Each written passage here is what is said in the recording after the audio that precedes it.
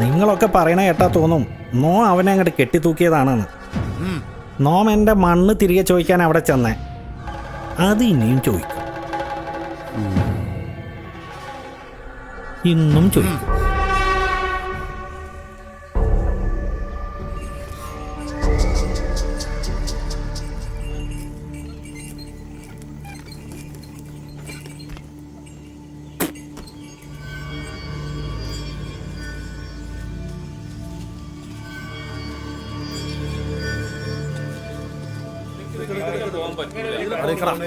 അങ്ങോട്ട് മാറിക്ക്. തടയാൻ നിൽക്കണ്ട, ഇത് വെള്ളക്കാരൻ്റെ പുതിയ നിയമാ.